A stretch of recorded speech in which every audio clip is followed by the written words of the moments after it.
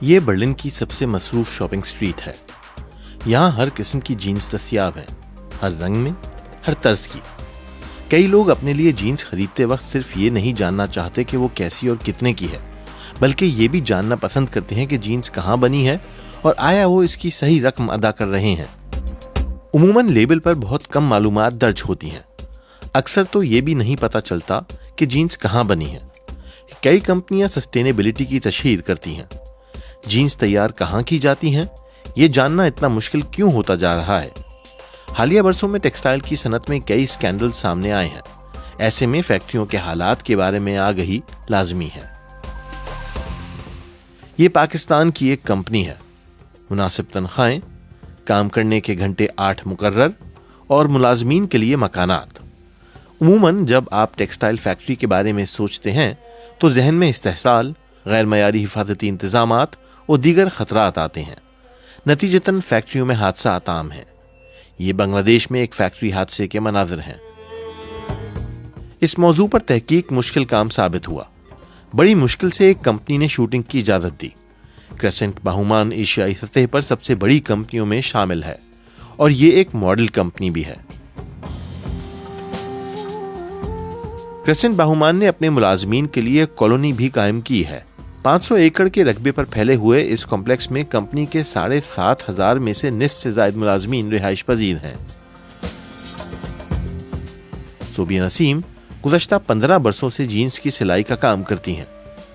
وہ اپنے اہل خانہ کے ہمراہ کمپنی کے پاس ہی رہتی ہیں. یعنی کہ یہاں پہ خاص طور پہ جو سیفٹی ہے نا وہ بہت زیادہ ہے. یہاں پہ باہر سے کوئی لوگ نہیں آ سکتے بغیر اس کے اجازت کے. یعنی کہ جو ہمارے ریلیٹیو بھی آ رہے ہیں یا ہمارے جو فرینڈز ہیں وہ جو بھی آ رہے ہیں نا وہ بغیر اجازت، بغیر سیکورٹی کے یہاں پہ اندر نہیں آ سکتے. اور ہمیں نا یہاں پہ بہت اچھا یعنی کہ رہائش بہت زبردست ہے جس طرح بھی ہے باہر کی نسبت، باہر کمپنیوں کی نسبت. اور ویسے بھی یہاں پہ ماحول خاص طور پہ جو ہے نا لڑکیوں کے لیے بہت سے بہت زیادہ وہ جاب کے لیے یہاں پہ ایک حد جو ہے نا باہر کے ماحول سے بہت ڈیفرنٹ ہے یہاں کا ماحول جو ہے نا. ایک پاکستانی خاندان نے قریب 25 سال قبل اس فیکٹری کی بنیاد رکھی تھی. جس علاقے میں یہ فیکٹری کھولی گئی وہاں کافی غربت تھی. کمپنی مالکان کے مطابق وہ لوگوں کی زندگیاں بدلنا چاہتے تھے. یہ فیکٹری ہر ماہ 10 لاکھ جینز تیار کرتی ہے. یہاں بننے والی جینز یورپ اور امریکہ کے بازاروں میں فروخت ہوتی ہیں. کمپنی کے ڈائریکٹر بتاتے ہیں کہ زچگی کے وقت چھٹیاں، مناسب تنخواہ اور صرف مقررہ وقت تک کام یہاں معمول کی باتیں ہیں. امپلائی سیٹسفیکشن کے حوالے سے ہم اپنا in house employee engagement index manage کرتے ہیں، جس میں ہمیں پتہ چلتا ہے کہ ہمارے امپلائیز کتنے انگیجڈ ہیں، کتنے موٹیویٹڈ ہیں، کتنے ایکسیپٹیبل ہیں لیڈرشپ اور مینجمنٹ کے آؤٹ کم سے، فیسلٹیز، ورکنگ انوائرمنٹ کیا ہے. تو ہم یہ میجر کر رہے ہوتے ہیں کلچر انڈیکس سے.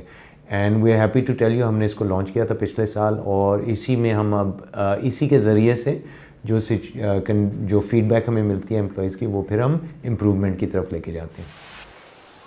یہ پاکستان میں انہونی سی بات ہے.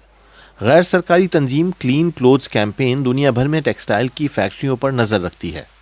ان کے ماہرین کا کہنا ہے کہ ماضی میں رونما ہونے والے سانحات کے باوجود پاکستان میں ٹیکسٹائل کی صنعت میں کچھ نہیں بدلا.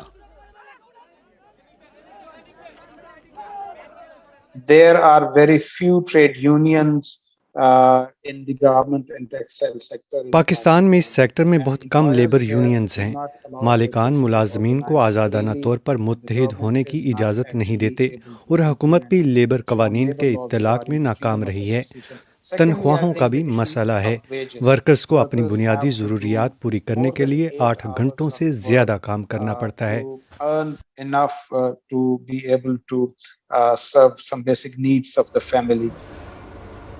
کورونا کی وبا کے دوران بھی حالات کافی خراب ہوئے. کئی کمپنیوں سے خریداروں نے آرڈر واپس لے لیے. کمپنیوں کو ملازمین کو نوکری سے فارغ بھی کرنا پڑا.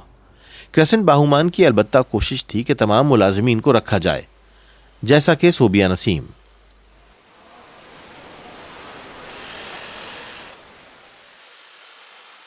یعنی کہ جو اپنے ورکر تھے وہ ان لوگوں نے کہیں ادھر ادھر جانے نہیں دیے تھے.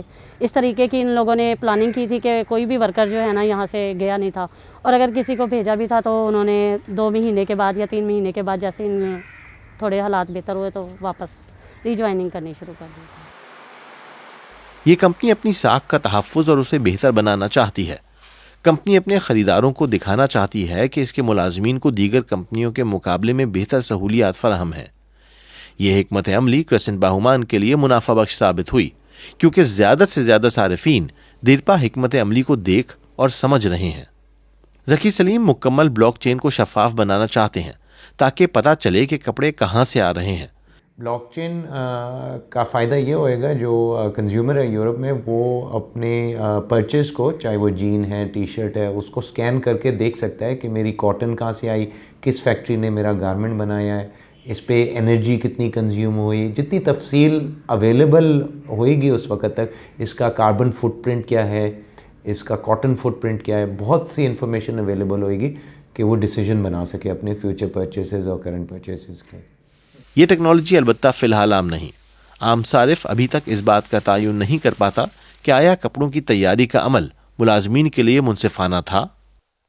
برلن میں اپنے گھر میں بیٹھ کر اگر جینس تلاش کی جائے تو آن لائن 40 یورو میں خریدی جا سکتی ہے. لیبل کی مدد سے اسے تلاش کیا جانا آسان ہے. I think the consumers need. میرے خیال میں یورپ میں صارفین کو اپنی حکومتوں پر دباؤ ڈالنے کی ضرورت ہے تاکہ پاکستانی حکومت پر دباؤ بڑھے اور وہ لیبر قوانین پر عمل درآمد کو زیادہ مؤثر انداز سے یقینی بنائے. صارف زیادہ معلومات کا مطالبہ کر سکتا ہے, اسے اشیاء کن حالات میں بنی یہ پتہ ہونا چاہیے. From the brands.